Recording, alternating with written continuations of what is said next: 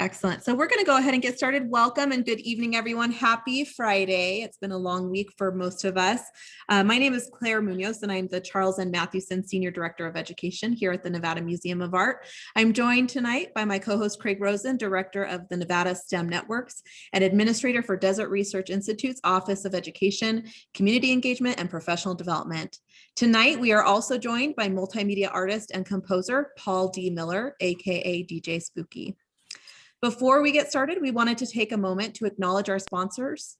The 2021 NV STEAM Conference lead sponsor is Tesla. Additional support for the conference is provided by Nevada Gold Mines. The Nevada STEAM Conference is co-presented by the Nevada Museum of Art and Desert Research Institute's Science Alive program.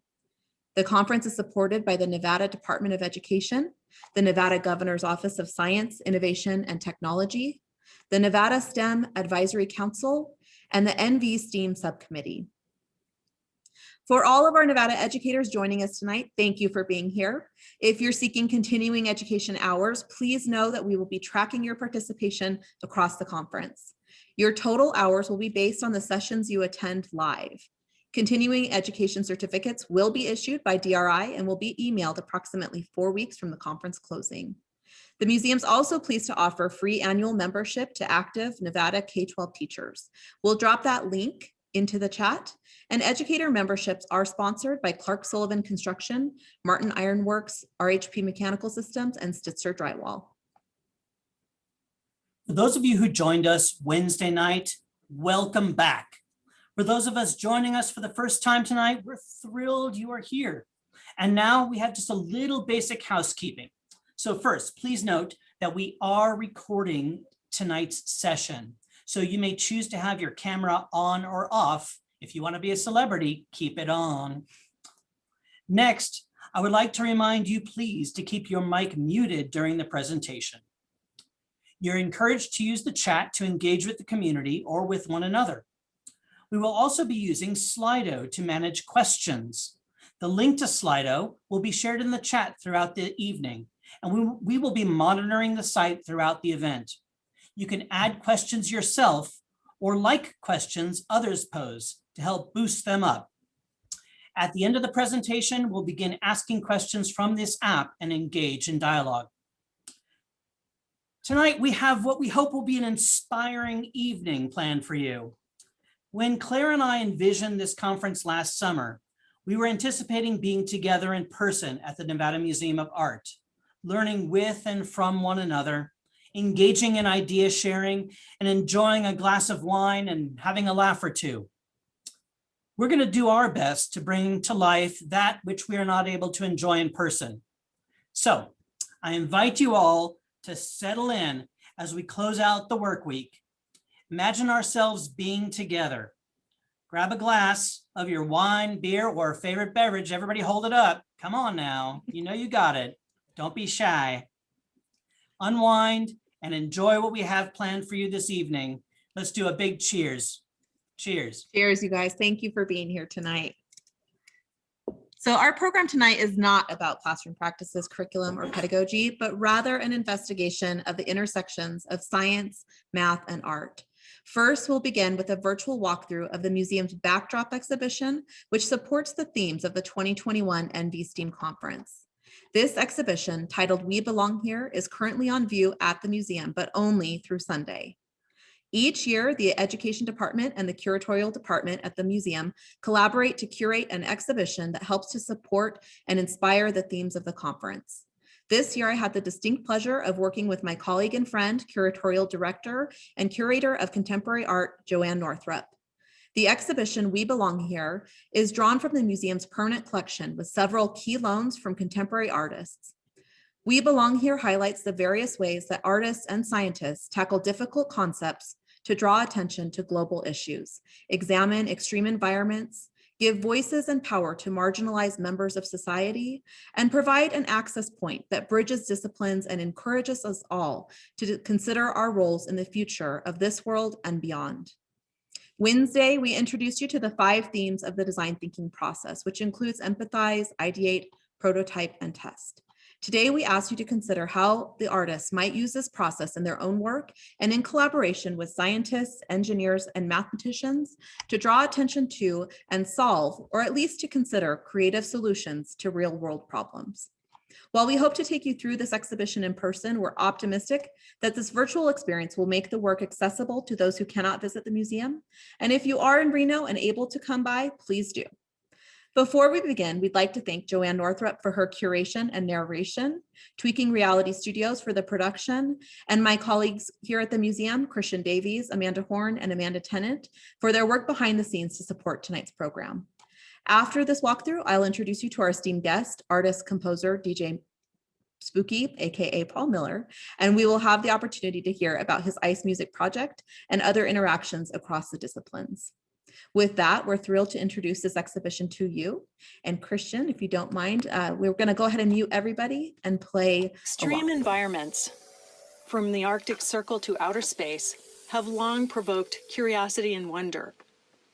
In more recent times, these seemingly uninhabitable places have attracted attention as potential sites for development, future migration, and colonization.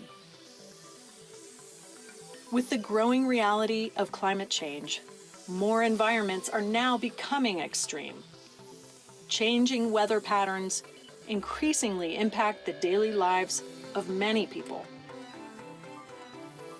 In the western United States, 2020 was marked by unprecedented wildfires and unhealthy air from the smoke. According to the New York Times, 19% of the world could be a barely livable hot zone by 2070. Climate migration has already begun. But where can displaced people go? One thing is for certain. Rather than looking to the past for solutions, we must think radically and take into consideration the fragility of our planet, as well as our place in the universe. Armed with this awareness, artists, designers, and engineers have worked across disciplines to power innovation, question existing systems, and seek visionary solutions to help navigate the future of extremes. These practitioners help us to understand our connection to this world and other worlds. They tackle difficult concepts, making the inaccessible accessible and the invisible visible. The artists and designers featured in We Belong Here comment on the shifting geopolitics of extreme environments and encourage us to consider the planets of our solar system as potential destinations. They contemplate the enormity of our universe, reminding us that our place in the larger scheme of evolution is minuscule. To paraphrase the late, great theoretical physicist Stephen Hawking, they also teach us to look up at the stars, not down at our feet.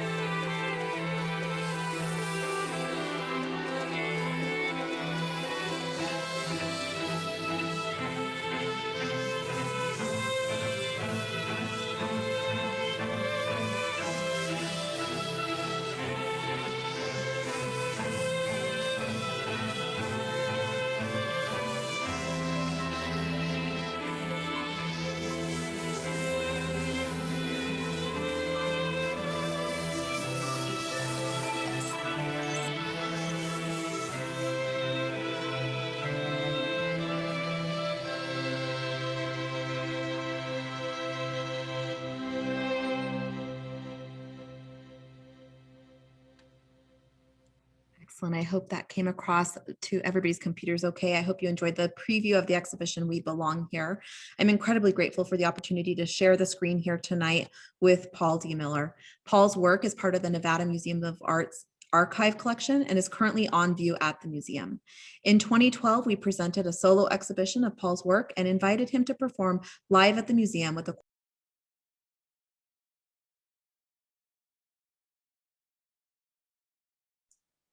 Claire, you went mute. Sorry. There you Sorry, go. guys.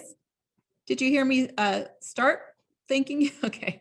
Well, I was saying that we presented an exhibition of Paul's work in 2012, and Paul performed live with the quartet from the Reno Philharmonic. For those of you who were in attendance, you probably had a wonderful time, and I know some people were in attendance that night. I know that I had a great time. Paul is a composer, a multimedia artist, and a writer who creates bridges between sound art and contemporary visual culture.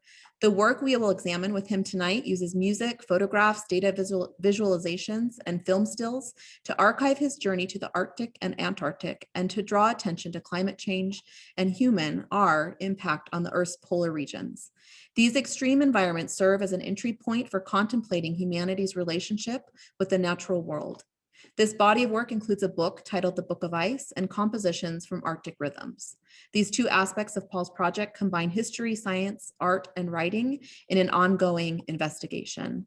And to set the stage, and before we welcome Paul, we're going to take just a moment to listen to one of his compositions from this body of work titled Ice Sonifications.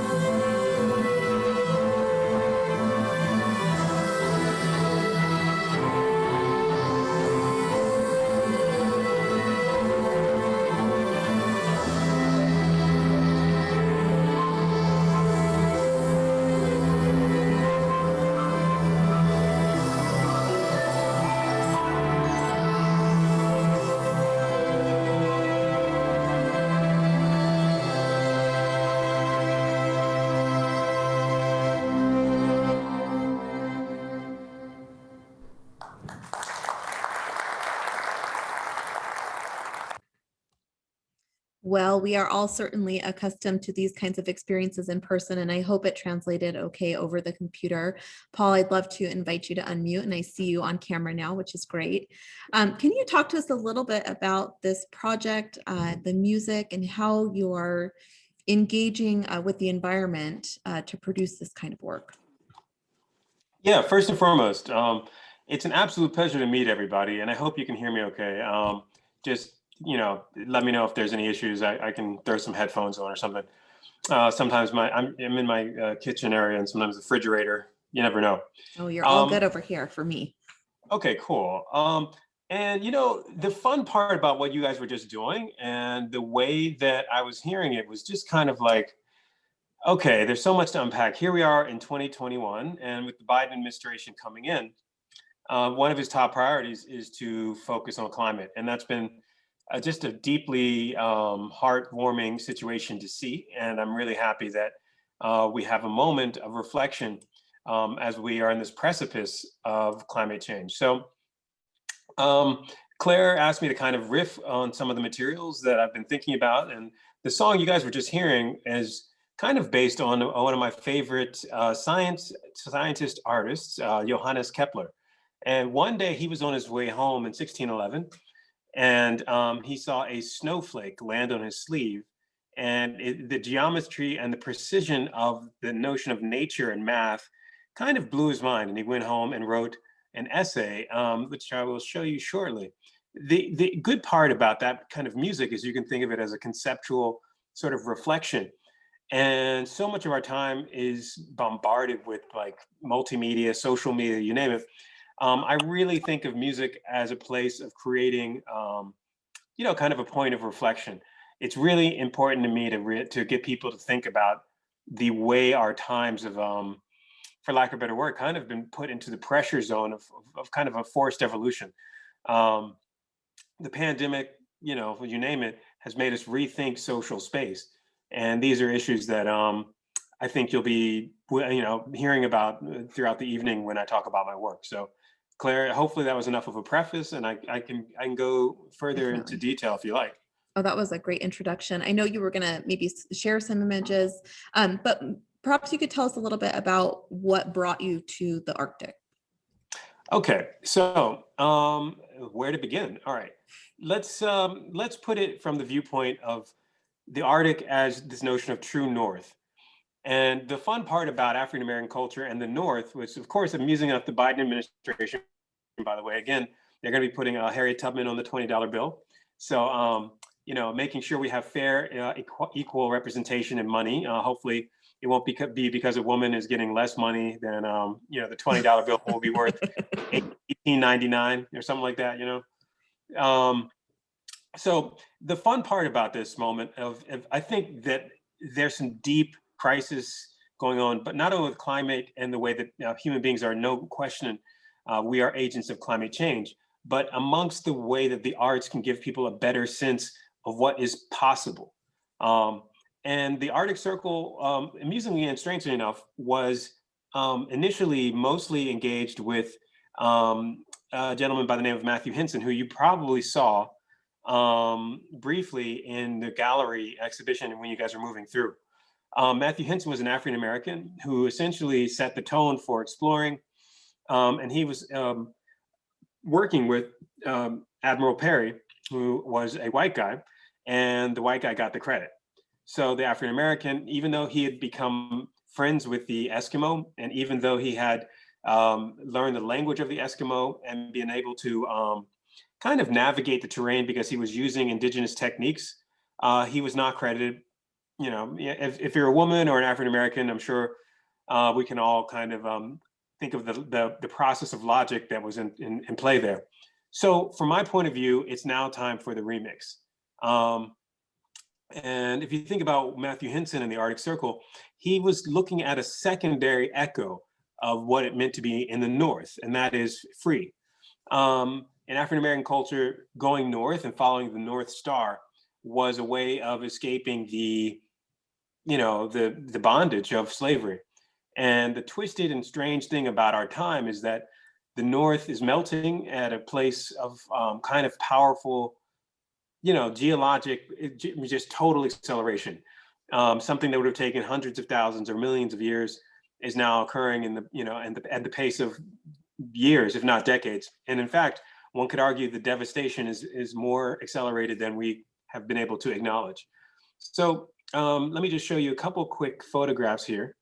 And these all come from the viewpoint of how the arts and sciences relate to the way that we think about what is possible.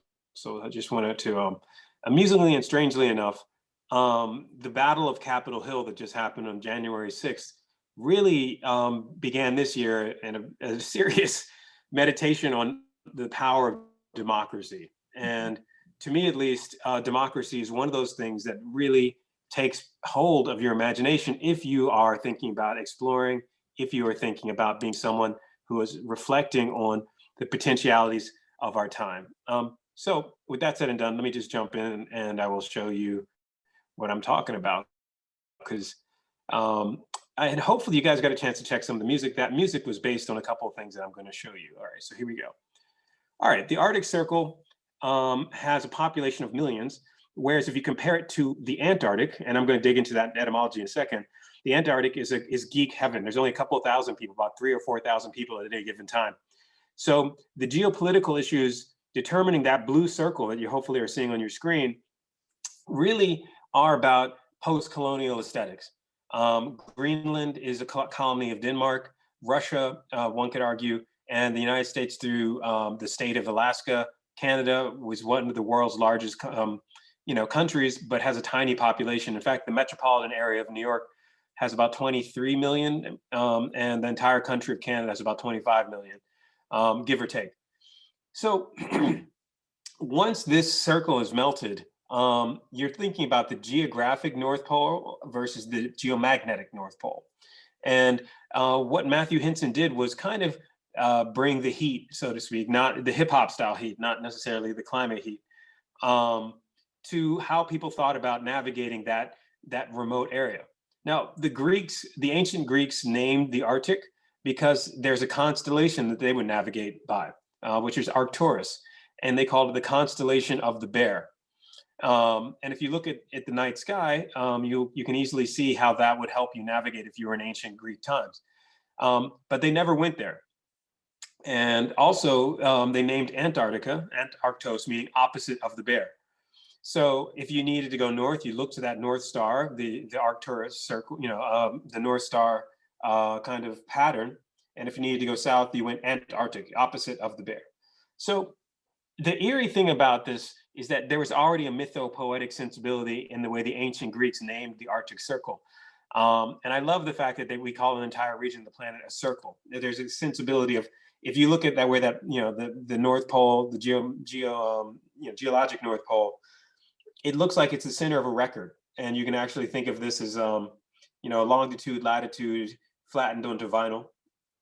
And no, I don't believe in a flat earth theory or anything, but it is like you're looking at the world as a kind of a record that you could play and explore. So this is Ada Lovelace. She's generally considered to be the first woman programmer. And she was the daughter of Lord Shelley, and Lord Byron. And the funny thing is, he was a major poet. And she also ended up writing Frankenstein. And amusingly enough, Frankenstein, just to make clear, she was the daughter of Shelley, not Byron. Sorry about that. Or Byron, Shelley.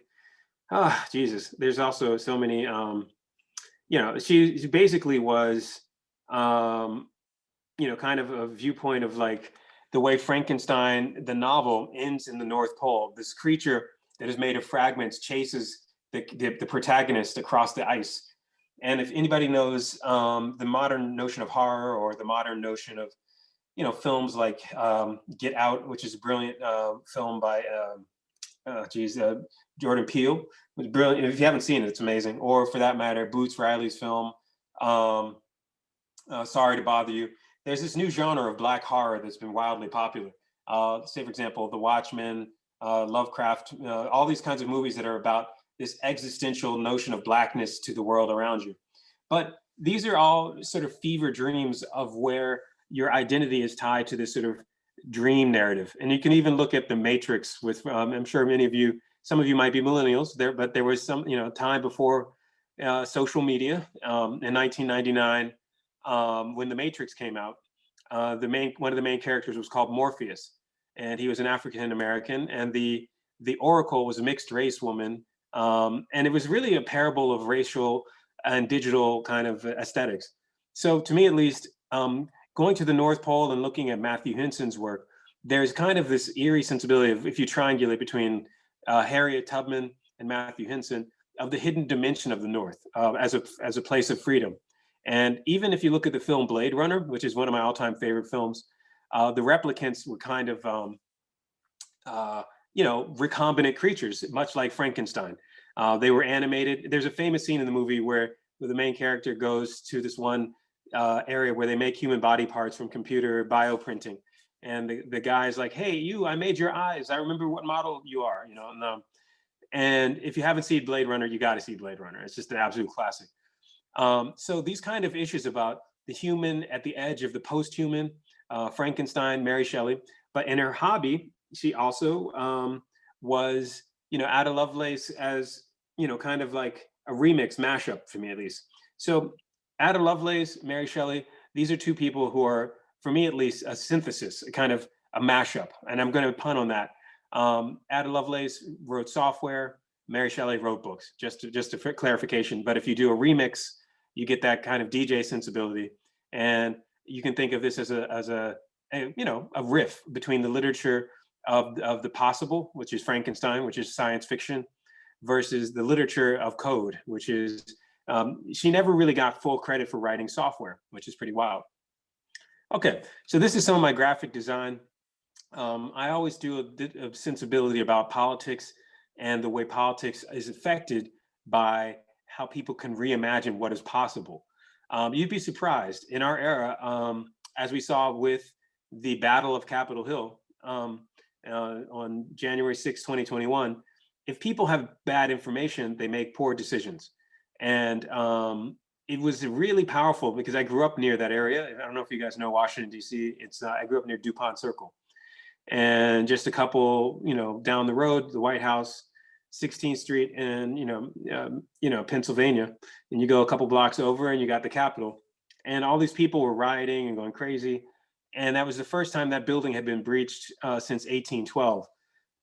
But it was a digital situation going on because most people were getting their information from social media networks. So one could argue it's much like the North Pole or the South Pole. Most people had never been to these places, but had heard information about it. So I'm kind of, as an artist, I'm intrigued by these places at the edge of the imagination. And this is a recent graphic design piece that the last several years of thinking about, graphic design and its interface with the current geopolitical situation and the crisis of the imagination that social media has propelled. You can also see the rise of more progressive people like David Hogg, who's doing a lot of amazing work with anti-gun activism, and also Greta Thunberg, who rose to popularity as the, how should I put it? I don't know if you guys saw, what's that woman's name? Marjorie Taylor Greene, the sort of the QAnon candidate, where she was like, there's Jewish lasers in space. I couldn't make this stuff up. So this is where you hit the reset button, so to speak. I'm just kind of giving you guys a sense of art and the edge of possibility. So this is Matthew Hinson and Admiral Perry, and you'll note the gear they're wearing. There's always a fashion sensibility with hip hop, electronic music, and of course, youth culture. Many explorers have tried to reach both the North Pole and the Antarctic wearing European style gear, and many of them died.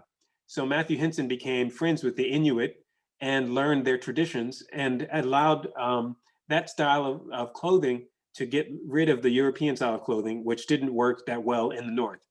In fact, the Nevada Museum has some of the jackets and clothes that I wore to the Antarctic and Arctic as well. So just a little kind of heads up on that.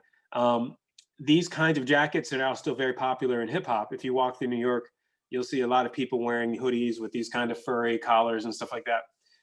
So I love the fact that these things resonate in a non-linear way through the culture. And again, that's Hinson with that kind of hoodie. And the hoodie is made from, kind of seal skin furs and stuff like that.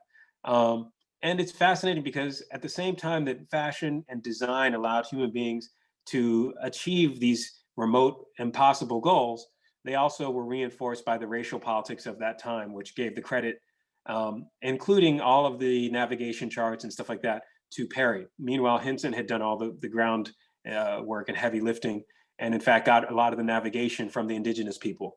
So these are all things to kind of linger over the conversation. A little bit more of that hoodie. And all right, so just recently, one of this guy who was arrested with all these pipe bombs. I don't know if you guys heard about this. The police came up to him because he had all these guns and he had pipe bombs, and he gave the police a card saying, "You can't arrest me. I have my white privilege card." And again, I couldn't make this stuff up. And the card said 0045, meaning the 45th president, meaning Trump. And so he gave this card to the police. And again, you can Google this in the news. It says, a guy upon being arrested hands over white privilege card. So these are kind of like, it's an ironic thing because he's looking at this notion of cultural capital and your credit card, or you have an Apple card or Bank of America or whatever. But for him, the idea of being able to hand over a card and say this was his kind of, and again, this is a reasoning grown adult where you're like, man, what planet are you on? But these things still, like I said, whether it's the riots, whether it's the notion of climate denial, or whether it's the sort of construction of identity around these myths of self. These are all things that linger over our current moment. We're at the peak of science. We're at the peak of human information exchange, STEM, STEAM, and meanwhile, you have someone like this guy or Marjorie Taylor Greene or whatever, flat earthers, crazy people on Reddit buying GameStop stock. The list goes on and on and on and on. And every day you just feel like you're in this hall of mirrors at a circus or something. So these are all things that, for me at least, when I went to the Arctic Circle, were lingering over my process. One of my biggest inspirations is this notion of the anti-modernism of people like James Joyce. He has a very famous phrase where he says, history is a nightmare from which I'm trying to awake. His character in Ulysses, kind of riffs on that. And by the way, I see some of the people in the chat. If anyone is a Trump supporter, I'm always happy to dialogue. I believe in science and I believe in facts. And I also believe that science doesn't care about your feelings. And the world is round. So, these are all things that are functioning in an educational system. So just putting that out there, we can all talk, and we're all Americans, and I care about our country. And I think that science is the thing that will help us solve so many of the issues that face us. So anyway, I think, Paul, one of the things that I was listening to you talk about was the remix. So kind of looking back in history and at scientists from the past, using history to kind of inform the future. But your work as an artist really considers the remix. So how do you interpret that and translate that and create something new, or bring awareness to some of these topics that you're addressing right now, or to explorers like Matthew Henson? And how do you bring all of that together and synthesize that in your own work? Because, you're such a Renaissance man. You're a writer, a musician. You are into fashion. You are also an artist and a composer and a musician. So how do all of those come together to inform the way that you move forward in your own practice? Yeah, again, I'm glad you brought that up. And I hope, again, I'm always a fan of dialogue. If there are anyone out there who's on the right side of the perspective, always happy to dialogue. So let's unpack what you were just saying, Claire. And I'm going to show a couple images really quickly here, mainly from the viewpoint of how the arts inform what we think of is possible. And I think that that's an incredible kind of gift that the arts give us. So let me just kind of bring these images up really. Here we go. Well, and I think in particular with the exhibition that we walk through, we have artists working in a variety of genres, and each of them are trying to bring attention, either the marginalization of people, thinking about climate issues, thinking about colonization and how we move through this world, and also how do we want to move into the future? How do we want to be citizens and use our history to inform the way that we move forward. Oh yeah, absolutely. So check this out. This is generally considered to be one of the first record cover sleeves. Now, in the 1920s, there was a gentleman named Alex Steinweiss, and this is his studio. And basically, one day he went into Columbia Records and said, look, you know, record cover sleeves used to be gray square with a little hole in the middle, and you would have to go to the record store and ask to play the vinyl. What he did is one day he went in and said, why don't we put an image on the cover to give people an idea of what it sounds like? So by inventing the record cover sleeve, he radically changed the way we think about graphic design and the visual language of mass media in the 20th century. And one could argue that graphic design of record cover sleeves radically altered the way we think of design and the vernacular of language and image. So Steve Jobs, for example, when he started Apple and the App Store, he wanted the app covers to look exactly like record sleeves. And they still look like that today. So whenever you go to whatever app you're using, you see that kind of resonance going on. And so that notion of a limited rule set of the square, which now became slightly rounded, you can actually think of each of those as like an app cover. And you can easily see the way design influences our 21st century software-based aesthetics coming out of this kind of graphic design language. So the museum, you guys have, I think the Nevada Museum is amazing because you're bringing design and this notion of the creative economy to climate science, to the notion of a dialogue about how STEM and STEAM can help us make better tools for reimagining what is possible. And that's the remix. Museums are at a crossroads because physical space is really getting very contested because, of course, the pandemic has made us rethink being together. And what that means is like we're looking at social networks as a kind of a quantification of how people exchange information. So that lingers over what I think about with these issues. One of my other biggest inspirations is Alan Turing. He's generally considered to be the father of modern computing. During World War II, there was an information war about encryption. There's a great film that was made about him recently with what's the guy, Cumberbatch? He's a British actor, plays him.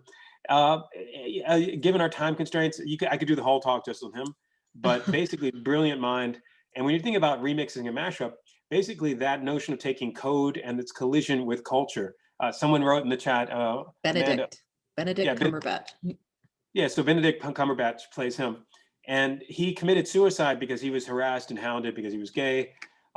Me as a heterosexual, straight African-American, me and him would not have a lot in common except computers. But from my viewpoint, this notion of someone who is driven by their passion for information, him, Tesla, of course, you guys are sponsored by Tesla, but I mean Nikola Tesla, the inventor, and several other people I'm going to bring up in a moment are big inspirations for my thinking. Matthew Henson, Alan Turing, Tesla, and a couple other folks.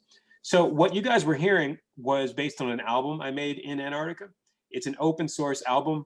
If you go to djspooky.com/Antarctica, it's a free download because Antarctica is the only place on Earth with no government. Here, I'll just type that in really quick. Paul, I've noticed that a lot of your work is free, and you've also worked to develop different apps that are free. We are going to try to kind of pull together some of the resources available, and we will add that to the session after the program. So if you go to the nvsteam.org to the schedule and then view your session, you can scroll down and there'll be some helpful links. We'll be adding to that over the next couple of days. Okay. We do have another clip that we can go to, and this might be a nice point of intersection to have another experience where we listen to a different composition and then bring it back to this conversation here. Does that sound good, Paul? Sure, you're right. Okay. Before you do that, let me just riff on this for 2 seconds. So the songs you guys are hearing are taken from an open source album made in Antarctica with climate data. So all the electronics you're hearing are derived from different kinds of climate data that I worked with out of Dartmouth's Cold Regions Research Labs. And I work with Ross A. Virginia, who's a major figure in climate science. And as a matter of fact, I did want to dedicate, regretfully, to, over the last day or so, I don't know if everybody's heard this, but a major figure in climate science passed away. His name was Paul Joseph Crutzen, and he helped popularize the term the Anthropocene. He passed away just a couple days ago. And he won the Nobel Prize for his work in climate science. So I'd like to sort of just do a tip of the hat to him tonight.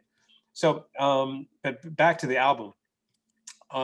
The whole idea was to go there and do what I call a kind of a meditation in sound, or a sort of a portrait in sound of both, Antarctica as this kind of reflection of remoteness, and also Antarctica and the Arctic Circle as these geopolitical reflection sites. And those are things that really are very important to me as a composer and artist, is the way that the arts can always give us better tools for imagining what is possible. So the Nevada Museum, you could see some of my graphic design work, my prints, even some of the clothes that were taken there, and they were all reflections of remixing some of the design and fashion of Arctic and Antarctic history, done with a sense of playfulness about the way the arts can kind of intersect with science. I love what you just said about how the arts bring attention and help us consider what is possible. And I think that's a big theme of what we're hoping to accomplish over the next 2 days, is really the considerations of how the arts can layer in and help us envision the future as we reflect on our past. So thank you for that. Okay. So I also wrote a book there with a very renowned scientist named Brian Greene. And so the book was called The Book of Ice, based on open source climate data. Because again, I always want to say Antarctica is the only place on Earth with no government, whereas the Arctic Circle is highly politically charged. There's a tremendous amount of tension because of everything from the discovery of oil fields to the way melting ice is going to be opening up huge navigation routes. And so they're two sides of the same coin, all puns intended, the Arctic versus Antarctic. And both of these projects are available in the link that I sent, djspooky.com/Antarctica. And again, each of these slides, I could do a whole talk just on one of these slides. So in respect to Claire's time kind of situation, I just want to make sure. All right, so the music that you guys heard was derived from the equations written by this gentleman, Johannes Kepler. And like I said earlier, on his way home in 1611, a snowflake landed on his sleeve, and he went home and wrote this essay, 6 Sides of a Snowflake. And it's literally about the way the geometry of ice kind of informed his sense of mathematics and nature. And he felt that God spoke in mathematics and was able to kind of use the divine notion of math as transcendent. I'm not religious or anything, but still think that's a pretty cool idea. But him and Galileo were almost burned at the stake because the church at the time said, wait a second, the earth rotates around the sun. And, this notion of a heliocentric situation set a collision course between science and the church and the popes. Amusingly enough, the Medici popes almost burned Galileo at the stake, which I always chuckle about because they were pretty cool with art. But with science, if you said anything, they would burn you alive. So you got to be careful of those popes these days. But so 6 Sides of a Snowflake. This is the first series of mathematical equations about math in nature. So that was the kind of strange electronics you were hearing in both of those compositions. Those were derived from this series of equations. And this is me with a bunch of penguins in Antarctica. So there we go. So Claire, do you want to play one of the clips? And the reason I'm kind of bouncing between north and south is just kind of, I like this notion of the non-linear approach to things. And that's something that lingers over my entire creative process. So there we go. Great. Yeah, we're going to go ahead. Christian, are we teed up here? Excellent. And I'm going to just mute myself and mute you here, Paul. Mm-hmm.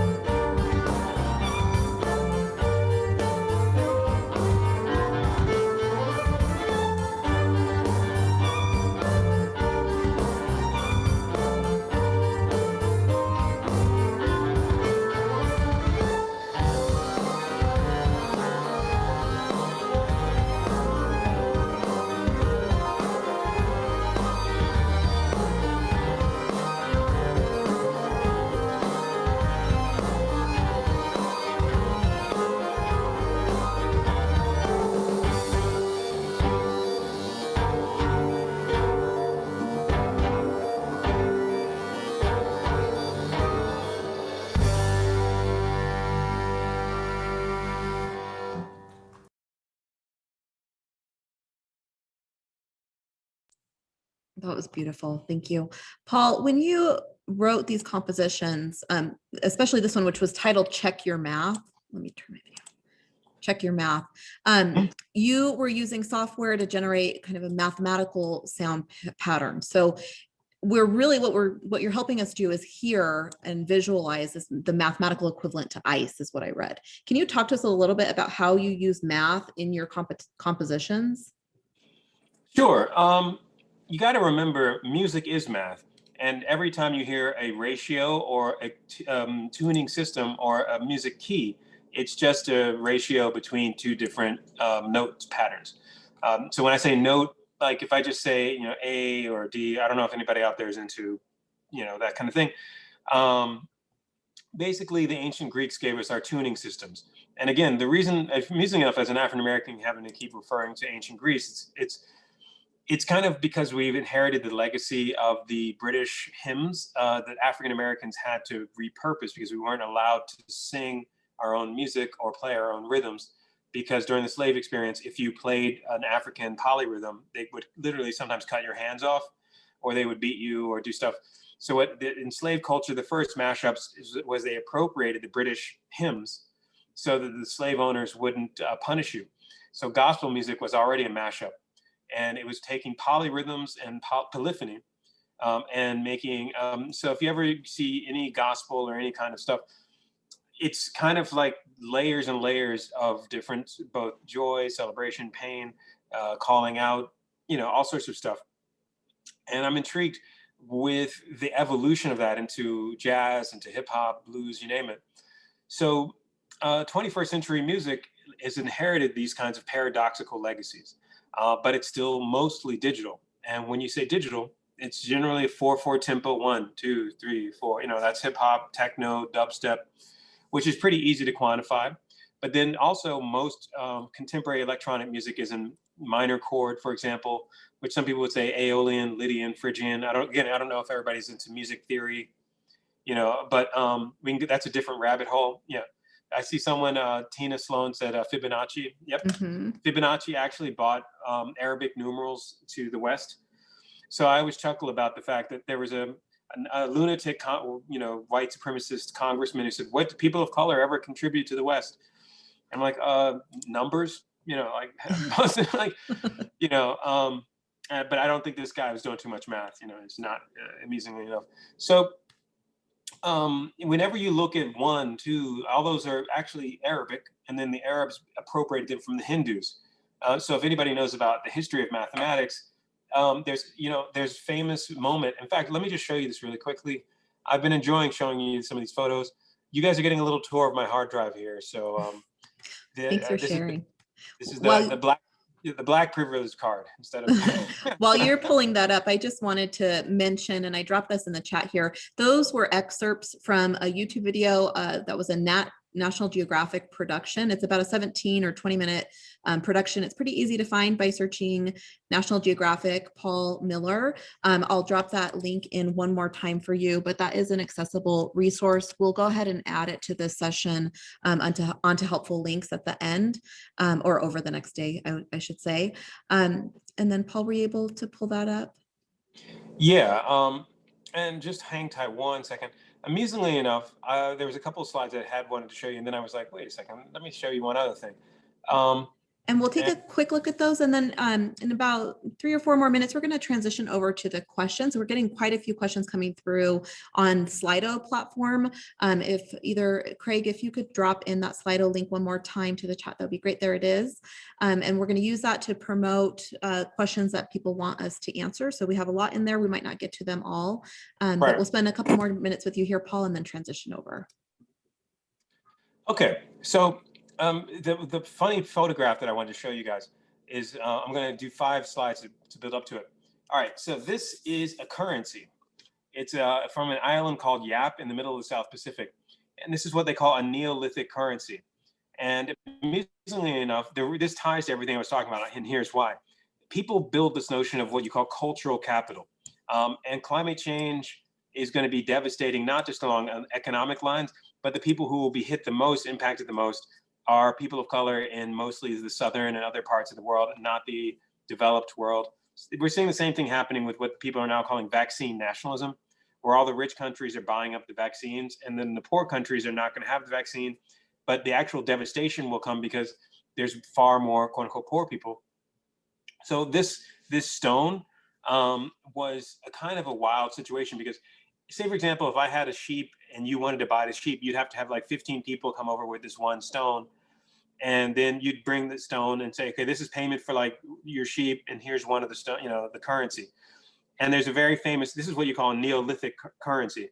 And the funny thing about Yap and the way it relates to what I'm talking about here is that the currency was so big, and it was called Rai, R-A-I. One day, one of the stones fell in the ocean. And the stone, obviously, you can't, at their level of technology, they weren't able to dive in and get it, but everyone knew where the stone was. So one of them had this sort of a light bulb go off above their head, so to speak, and said, well, that was my money, man. I'm not going to give up that money. So they said, okay, I'll refer to that stone, but you don't have it, because everybody knew where each stone came from. So that's what you would call in digital currency, a social ledger. So everybody was able to know who had traded, who had exchanged, how many sheep you got for one of these stones. If your neighbor had like 10 goats and you had a pile of coconuts. So that stone that fell in the ocean became a virtual currency. And a lot of people trace that. In fact, Milton Friedman, a legendary economist, based his PhD on this currency. And this is, again, there's a very famous phrase, the Stone Age didn't end for lack of stone. It ended because people had better ideas. So there was plenty of stone going around, people, but having to carry that big stone, if you wanted to just buy some Popeyes fried chicken, probably would not work so well these days. But all right. So this is another sense of math that I actually have used. And this is one of the foundational equations by Dr. Leonard Kleinrock, whose equations set up the internet as we know it. The internet turned 50 in 2019. And this equation is what you call packet switching. It lets you break a message into small component elements, and you send that over huge distributed networks. And the internet, literally, he came out and read this equation, and I had a whole chorus sing the equation. So I like these kinds of ideas around how an artist can use an interdisciplinary approach to rethink that STEM, science, technology, engineering, and math. Yeah. I majored in macroeconomics and then switched over to philosophy, and then I did a minor in French literature. Totally useless degree on some level, but hey, DJing has still been fun. So, Paul, one last thing, because I want to just tie this to the end of your question here. And this is also one of the biggest anniversaries of this. This is one of the first maps that Leonardo da Vinci did. And it was a battle map. Basically, if you'll notice, this is what you call an axonometric representation. It's the Earth as seen from above, as if you were in a satellite. And Leonardo da Vinci did this for one of the Medici and the Medici were at war with certain people. Then there was another group of popes, and all sorts of people were at war with one another during the Renaissance. But Medici and the Borgias had commissioned him, and we're going back and forth. But he was commissioned to draw this as the way that one of the battles was going to be fought over the city called Imola. And what's fascinating with this is that Da Vinci had definitely didn't have access to technology that would allow him to envision something from above. So people always were like, how did he do that? And so the axes of the four lines also goes to the heart of what he called Vitruvian Man, where there's an image, a very famous image of a person with these circles around them. And the idea of man is the measure, or humanity is the measure of these things. But if you fast forward, a couple of years ago was the 500th anniversary of this map. It was from 1519, So imagine that. And then here's Google Maps of the same thing. And, if you have satellite images and then you have Da Vinci's images, it's like, wow. So an artist can re-envision a terrain from perspective. And I think that's what I'm kind of riffing on here with music, is that imagine Da Vinci, again, like the Renaissance and the Borgia, the Medici, all these people running around, there was small wars and everybody doing their thing. And he was commissioned to draw this map of the city, and he could not fly above the city. He could not have a perspective from orbit. And he was able to draw a very accurate map of the city as if it was in what you call an axonometric representation. So again, going to Google Maps of the same place in our current perspective, no, Da Vinci did not have GPS. So I'm intrigued by the arts' ability to do that. So to go back to the heart of what you were just saying, the tuning systems, this is a very famous collaboration between Einstein and a gentleman by the name of Rabindranath Tagore, who was one of India and Bangladesh's most famous poets. They met backstage at the Nobel Prize, and they were both, Rabindranath Tagore was the first South Asian, Indian/Bangladeshi to get the Nobel Prize for poetry. And Einstein was backstage and he was pacing and he was very nervous. And he was getting the Nobel Prize for the general theory of relativity. And they both got along because they both had crazy beards or mustaches, I guess. And Einstein, when he got nervous, he would go play violin. And he was actually a really good violinist. So when he was working on those equations, when he had like writer's block, he would go and play violin and just kind of play riffs of like Bach's Goldberg variations or this or that, transcribed from piano to violin, by the way. Anyway, long story short, they became really good friends, and they wrote a book together, that's kind of a conversation between a physicist and a lyrical poet. Called On the Nature of Reality. And if you ever have a long flight and you want to read, one of the world's leading physicists talking to one of the world's leading poets, it's a cool book. And I just thought this went to the heart of Claire's question about this notion of interdisciplinary, kind of approach to things. And so a poet and a physicist walk into a bar, what happens? And they both get a Nobel Prize. So yeah, that's kind of, hopefully that answers your question. And again, I'm always kind of riffing and playing. That's a little hip hop kind of intervention there. Well, we have quite a few questions coming through the chat. I know, Craig, you have been watching that.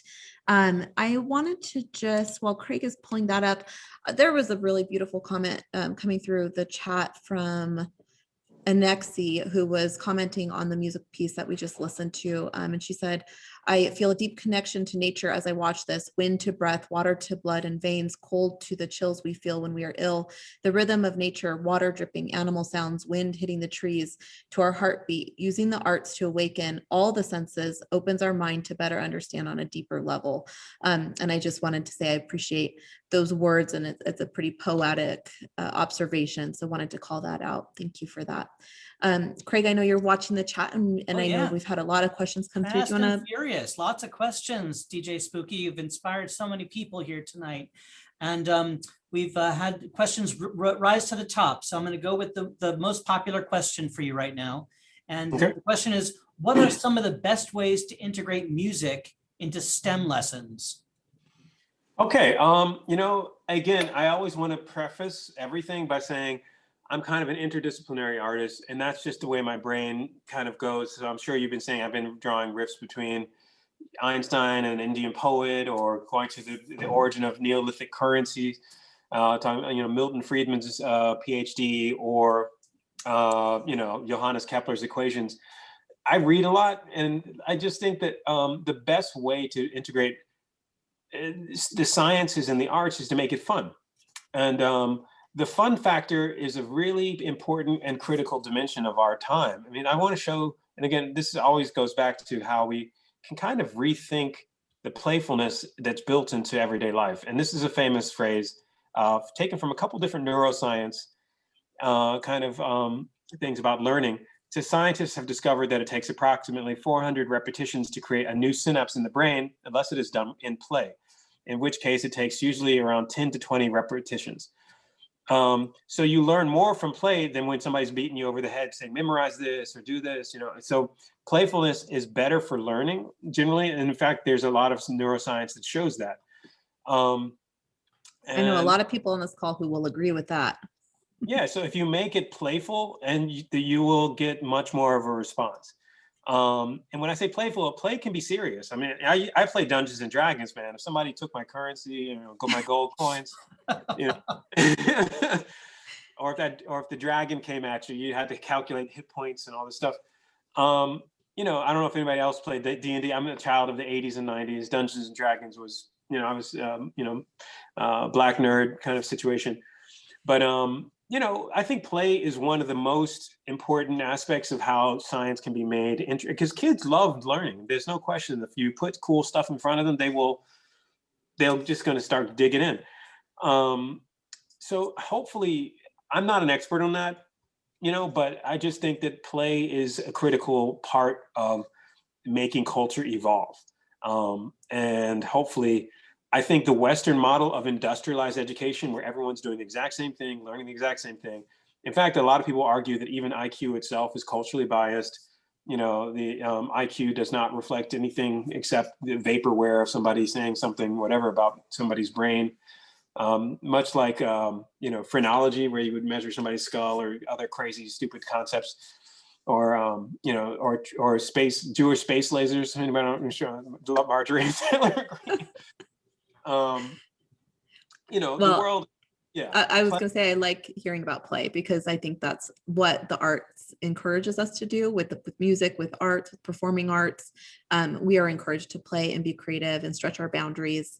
So I appreciate that. Craig, I know we have a lot of questions that are coming through. Is there another one we want to touch on here? Oh, absolutely. There's another one that rose to the top, and that is, as an artist, how did you become interested in integrating science into your body of work?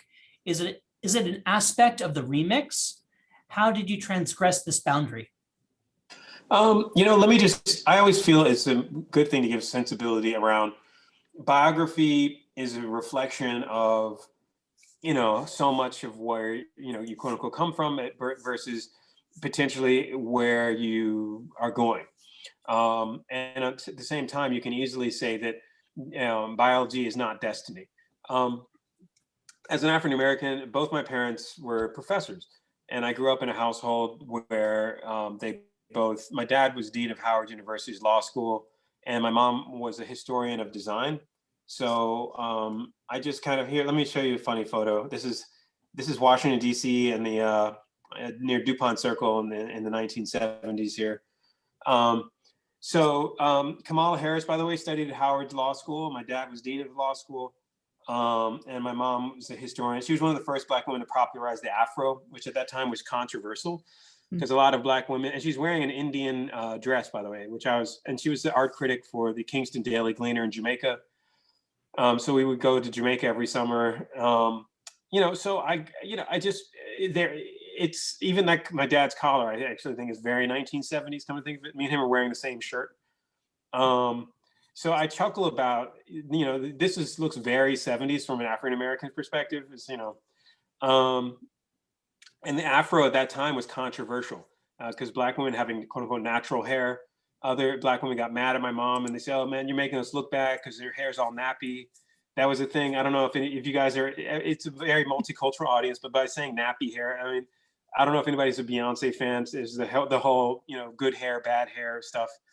And so to grow an Afro and then have the family, everybody in our family had an Afro at that time, which was again shocking. I kind of think now the Afro is like super trendy and all, you walk through downtown New York. So I just grew up in a household where it was always about just investigating and reading and talking about stuff. And we were encouraged to be inquisitive. And I always, I grew up in, like I said, near downtown, and we had Ronald Reagan on one screen and we had Mayor Marion Barry, who got put in jail for smoking crack, on the other. And then you had the Cold War and the fall of the Berlin Wall in 1989. So, well, and I think that curiosity is what we hope to inspire our students with. And I think introducing students to your work, which has this layering of mathematical and science concepts to it, is really a good entry point. A lot of people on this call are part of our Educator Evening series and join us monthly for that program. Many people here probably joined us in December when you co-hosted with me. And we listened to some of your other compositions, specifically the number pi and a composition around the Mandelbrot set. And I think using that as a point of access engages students in a different way. And when you bring in the auditory components, you're sparking curiosity. They want to know more. To that, I know we had a question about data. So specifically, what data did you use to create the music that we listened to today? Okay, so Johannes Kepler wrote his book in 1611, and the Dartmouth Cold Regions Research Labs, under the guidance of Ross A. Virginia, was the one who provided, I worked with his, it's called the Cold Regions Research Labs. And they're one of the premier sort of data science groups around looking at climate change in the Arctic and Antarctic. And I'm in the middle of writing the second edition of that book now. So the climate data was taken from Dartmouth. And then look, it's always easier to show. Let me just do really quickly. What we did was we looked at climate fluctuations and temperature, what you call temperature differentials. And you guys are math geeks. So temperature differentials are the fluctuations of temperature over a period of time. And being able to take that where you have clear correlation with the rise of temperature and you have the rise of different kind of, say for example, there's called the Lorenz curve, which is AKA the butterfly effect, where small things can have huge impacts. That's just kind of a quick summary there. But taking that climate data and being able to generate a series of music compositions, it's always easier just to show really quick. Hold on, I'm just getting those slides up. I kind of like the fact that Zoom forces you to do different things, you know. 1 second here. All right, there we go. So these are some of the temperature differentials of when I was there. And Antarctica, you know, I'm coming out of an African-American and a Jamaican context, mostly downtown Washington, D.C. These are considered negative temperatures and very, very, very cold. Sometimes the average negative temperature was like, I don't know, negative 75, negative 55, things like that. All of this is in the book and it's much more laid out. This is just like raw, crazy data from the temperature differentials. So what we did is we transcribed that into this, where we were able to assign music notes to reducing it to 4/4 tempo, and 4/4 kind of organization. And then 4/4 is like 1, 2, 3, 4, 1, 2. So it's like da da da da da da da da da da da da da. Philip Glass, for example, does that. Steve Reich, every pop culture song is generally in 4/4. That's the environment I come out of. So what we did was, once we had assigned, you see all the temperatures on the left, then you can see the different curves, patterns, and the pitch, average pitch and high tone, low tone, note duration, and mapping. And then we pulled that into weather systems and what you call algorithmic musical transcription. So all of those patterns were the kind of the swishing electronic sounds that you heard. And then I had a string ensemble play over that, because I was like, if we just played just all this weird swirling electronic stuff, again, DJing means you have to catch people. You got to give the beat. You got to figure out what pulls people in. And so the glue that held this all together was that 4/4 beat. And then the electronics were more of an algorithmic mirror of some of those temperature differentials, where you can see the temperatures getting hotter and so on. There's other ensembles like the Climate Music Group out of San Francisco, where they are doing stuff where you can just keep hearing the music going up and up and up, as it's meant to exactly mirror temperature getting hotter. But actually temperature has variations. And if you look at some of those variations, there's some beautiful material that you can take and generate music. So I always want to say I'm not a specialist. I work with teams. I'm more of a, like I said, interdisciplinary. And I just saw a great comment go by saying the ice has 6 sides. So that is totally correct. And those 6 sides can actually be very specifically generated into music. So what we did was kind of take elements of that and chop it up. That's what it's called. I mean, the Southerners call it chop and screw beats. I don't know, again, New York these days, we have Brooklyn drill, which is the style that's popular with the kids. And, so being able to chop up a beat or chop up some electronic stuff and be able to then use that to generate new material, that's, again, that mashup remix aesthetic. And, there's those 6 sides. The math is clear. And I just want to show you really quickly. So what you guys were seeing was stuff like this, this, and this, and it's a reflection of this. As a matter of fact, the way that we can kind of rethink. So what you were seeing in that video was, these are geometric, mathematically calculated architectural renderings of a snowflake, and then it's a little bit more granularity, and you can actually just see a fractal dimension going on here. Then this is actually the same thing, but in nature. So when you see a snowflake, you can see these permutations and inflections and kind of involutions of this and pattern going on. And those hexagons are all folded against each other. So there's a famous phrase that every snowflake is unique, which one could argue there's some merit to that. That's the same, you're seeing that mathematically the same thing, but they actually manifest in slightly different variations. So too with human DNA. Like we're literally all 1 or 2 percentage points away from small variations in our DNA, and everything from race to even the idea of individuality. We're tiny bits of genetic code that are just small variations. As a matter of fact, like I was saying, there's a mathematician and scientist at MIT who's been making music out of the COVID DNA and looking at the COVID-19 virus. He's German. His music comes out totally different than mine. There's no beats. It's like crazy German, very, very cold music. I don't know if you guys would party to the sound of COVID-19, but hey, it'd be a wild party. That's a party I want to leave. Right. Paul, we just have about 10 more minutes left on our program, and I do want to be aware of time as everybody's spending their Friday night with us and have a half of a day to spend with us tomorrow.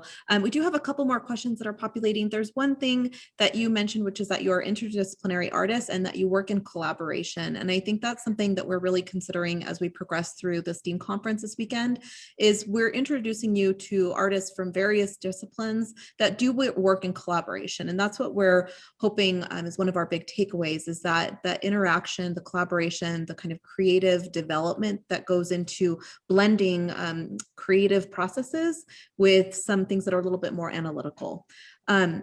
Paul, let's see, Craig, do you want to, there's so many questions, so you can't see them, yeah. But there's so many good ones coming through. So we're going to try to hit a couple of them before the end of the night. We won't get to them all, but we're going to do our best here. Yeah, Paul, what are your thoughts about so much technology driving our society, creating an increasing disconnect between people?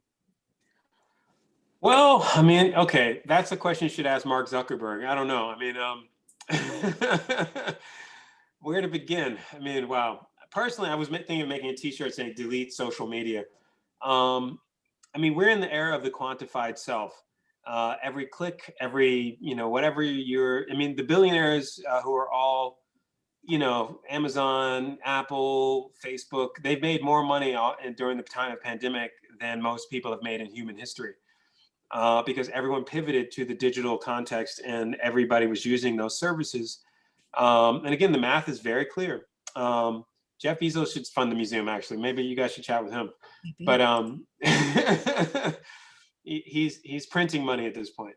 But I think at the moment, again, if you just from my own kind of thing, I'm at a crossroads. I mean, I feel like if everyone there, I'm sure the scientist Pavlov, and they say when people are in a situation where everyone has very predictable behavioral patterns, it's called Pavlovian, which, that's a whole different kettle of fish than what we're talking about here.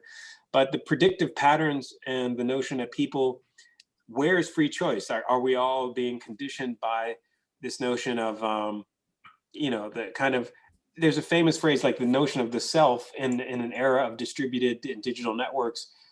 How do we calculate that? And, I'm at a crossroads about it all. And that's why I go to remote places, because you can turn everything off and go for a huge hike and kind of think. I like going to remote places. That's why I work with National Geographic and things like that.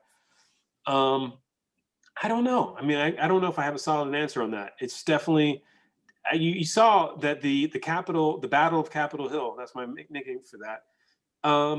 Most people were driven by social media and radically false information. And the social media platforms make their money by engagement. So the more something is controversial and yelling, who's the loudest in the room, or getting the most clicks, likes, and so on, they're monetizing that. And the ability of us to navigate the quote unquote attention economy is powerful. I mean, we are, kind of our data is driving this economy.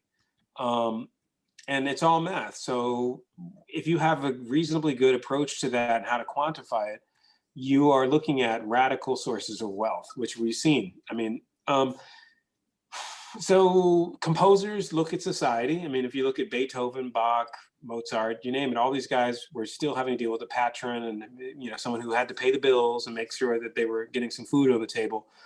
I'm at a crossroads. And this year has really, it's just begun, man. It's been a wild roller coaster, 2020 to 2021. This is a gig for me. I mean, normally I'd be on a Friday night, there'd be, you know, maybe 2,000 or 3,000 people dancing. I'd be DJing. You go, oh, you know, kind of. We can start dance party. So this is the pandemic party. I don't know. We're talking about science here. Yeah, I mean, I'm working on a book literally right now. So these are issues that I'm thinking about, and I haven't, it's not finished yet. So the book is called Digital Fictions, The Future of Storytelling. And I'm looking at that idea of how stories shape reality. Like we become the narrative that we're thinking about. I mean, I could show you example after example after example. And there's not one easy, simple answer right now. And my motto is it's turtles all the way down. I don't know if anybody knows that metaphor. It's like in India, they would say, what does the world rest on? And or what does the universe rest on? And the universe rests on the world. Then they say, what does the world rest on? And they say, oh, the world rests on a turtle. It's a very famous Hindu myth. And then you say, okay, what does the turtle rest on? And there are another turtle. So whenever you want to just say that it's just complicated, you just say it's turtles all the way down. That's what holds it all. You know. Paul, we got a couple more questions we want to hit. I do want to say, speaking of dance parties, I'm going to go ahead and drop your Spotify here into the chat so everybody can end their night with you at home. We'll shut down the Zoom in a little bit, and then you all can link to his Spotify and hear more of Paul's music. Craig, let's try to get one more question. Well, you know, it's really interesting, right? Because people want to know what COVID sounds like. You mentioned it, and people are writing about it. What does COVID sound like? Here, you know what? I will put that in the what's it called? The chat box. 1 second. It's a world premiere, guys. Well, it's a guy named he's a friend of mine. The guy who's doing this stuff. His name is basically Marcus Buller, and he's getting a lot of notoriety right now in the weird kind of quirky art, science, tech scene. And he's a reasonable and interesting guy. And here, I'm going to copy this 1 second here. You're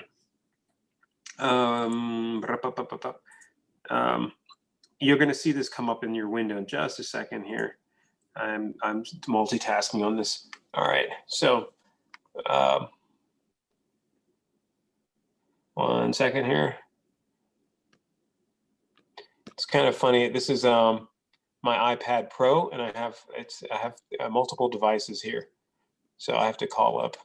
I just sent it to Claire as a text message. Oh. Well, that's not going to translate here. Right. You know what we can do? We can go ahead and add this into the helpful links following this session. I'm not going to be able to get it over in time before we end. I want to make sure. Hold on, I'll copy and paste it. That's the magic of modern multimedia. 1 second. All right, and I'm going to put it in the chat box. All right, so there you go. What you're going to be hearing is the viral counterpoint of the coronavirus spike protein, and the gentleman's name is Marcus Buller, which I'm not sure if I'm spelling that right. It's a German name. Yeah, and yeah, 1 second here. Yeah, and I can. By the way, if you guys are interested, I'd be happy to ease. I think Christian has it pulled up, and I think he may be able to get it for us. And his audio is all set. So let's see. Well, if I send it in the chat, I'm going to send you. Here we go. Here we go. Sound of COVID.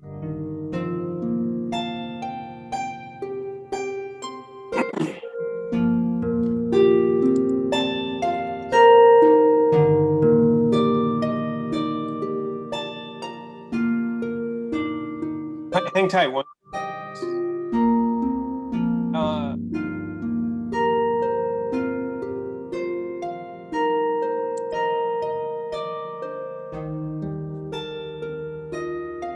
hauntingly beautiful is coming through. Way too gentle, deceptive. I like these comments coming through on the chat here. Okay, so there's a reason why there's multiple he could have assigned those electronic sounds. It's just playing the DNA spiral of the spike of the protein virus. So it's just repeating. It's not as, he could easily make it sound like a lot of different things. If anybody knows about MIDI and assigning sound tones to a specific playback mechanism, long story. Marcus is sharp. And by the way, Claire, I'd be happy to, he's a professor at MIT. I think I'm connected to Marcus from our last program that we did together. Oh, okay. He's a friend of mine. I'd be happy to introduce you guys. He could explain it better. But when you hear it, it doesn't sound that wild. I mean, he's doing that on purpose because it's meant to lull. So it's like a lullaby of coronavirus. But he has other sound variations of it. So if you go to his YouTube channel, he has zillions of different bits and pieces of the DNA of the COVID virus put into different sound approaches. So that's just one style, and it's all synthetic. I wouldn't judge him by that, because he can make it sound like a lot of different things. And it's just, he chose that particular quirky little, it's like saying, here's a loop of a small section of an album. I have a feeling some people out there might have been like, oh, that sounds boring, but it actually is, the science behind it is very cool. It's really interesting. So what I'll do is I'll take that link and we'll drop it in. So if everybody wants to come back to it and revisit, then you're welcome to. There's two kind of more practical questions that I want to hit, and I think that will be the conclusion of our program. One is can students access a snow crystal video maker? So we saw those beautiful representations of snowflakes in the National Geographic production that we looked at with your music. Do you know of a resource that students could use? Yeah, I mean, I know that there's if you look at, if you just Google, I'm looking it up now because I looked this up when I was writing the book a couple of years back. And there's a website, snowcrystals.com, which is a little bit more like a person who has they grow a different kind of ice. And there's also some other composers who have been doing kind of work using ice. There's a festival of ice in Scandinavia where all the instruments have to be made of different kinds of ice. And again, ice can take a lot of different variations. Mm-hmm. So those are ones that I know of. And there's an app as well. Claire, I can send you those links. Sure. Off the top of my head, just riffing with you guys. Usually I do research and I look things up and I kind of go back and forth. Send it to me because we're going to be updating all these sessions over the next couple of days. The last question that we had, again, a more practical one, and you've been involved in developing apps, but one of the things is there a way we can invite students to try experimenting by creating their own music through STEAM lessons? So are there any resources that we can share that would have students be able to create their own music? Yeah, one of my favorites is Stephen Wolfram. He's one of the world's leading mathematicians. He did a series of musical and math analysis that was pretty cool. I can send you the link. It was called wolframtones.com, and no spaces. Wolfram, WOLFRAM, tones, TO. Is it Wolfram? Hold on, let me make sure I'm giving you this the right. It's Wolfram. And I don't know, all these websites, there's so many. Wolfram. Yeah, okay, I'm sorry, it's tones.wolfram.com. It hasn't been updated in a while, but he did a mathematical analysis of every musical style. And then you realize like hip hop, techno, jazz, dubstep, all the major styles of music. And Claire, I just texted that to you as well. And I got that, and I did drop it into the link. It's kind of a cumbersome link I dropped in there. Here's a better one. And then again, we'll add that to the session after. Sure, and I'd be happy to get you others. I mean, there's definitely an app that I saw a while ago that does ice crystal generation. Like it makes the sort of geometric patterns. It was a little primitive. It didn't get very far. It wasn't that interesting. But that was a couple of years ago, and maybe they've made it evolve. The composer Brian Eno has a bunch of apps that also let you do what they call generative music, which takes patterns, and he's not doing math stuff, but there's a whole bunch of math music sites where if you take certain equations, plug them in, like Fermat's last equation or Heisenberg's uncertainty principle or other major equations, where people have done all sorts of crazy stuff. And the number pi, for example, which is what I was into for you guys, or the Mandelbrot set. A lot of it, the math is out there. That's not the problem. The problem is making it sound interesting. Like you heard, like if I took the sound of the DNA protomolecule and DNA of the COVID material and made it kind of plugged into different sound patches, I would have chosen a different sound field than Marcus would have, for example. And even if it was the same data, you can make it sound different because you're using a different palette. And it'd probably be easier to show you guys that. And I'm doing this discussion on an iPad Pro, which I don't have the software for. Yeah, that's okay. If there's a follow-up, I'll certainly add it to the session. We are just at the conclusion of our program tonight. I wanted to say thank you to everybody for joining us. Paul, thank you for joining us from your space in New York. I'm going to drop that Spotify link one more time, so hopefully you will have some music to end your evening. We're going to start up tomorrow morning at 9 o'clock. We have NASA's JPL, the studio, joining us. And then we're going to break into workshop sessions tomorrow at 10 a.m.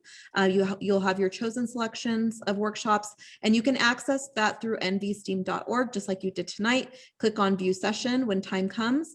Our transitions tomorrow are going to be pretty quick, 9 o'clock, 10 o'clock, 11 o'clock. So we're pretty limited on our sessions, and then we'll reconvene tomorrow at noon to synthesize what we've gone over. Craig, thank you for joining me tonight. Christian, thank you for running the show. Paul, you've been great. Yeah, and one tiny thing, if anybody has any follow-up or whatever, my Twitter is @DJSpooky. Just, it's very easy to remember, no spaces. And there's all sorts of bits and pieces on my website, djspooky.com/Antarctica, about this specific project. But I'm working on the second edition of that book, where I'm going to expand the math ice connection. And that book should be done, I'm hoping, by early summer. I'm moving my studio now, as I was telling Claire. Yeah. So moving, I'm sure we can all relate to this, and we just had a huge snowstorm, so it's been yeah, I'm definitely I would say by early summer I should have a whole bunch of updates on all that. Excellent. Well, thank you again for joining us. We've had you twice in the last couple of months, and it's been wonderful. I have enjoyed talking to you. Thank you, everybody, for joining us tonight. We'll see you tomorrow. Thank you, Jackie, for managing our room tonight. Wonderful. See you all tomorrow. Thank you. Thanks, Craig. Good night. Thanks, everybody. All right.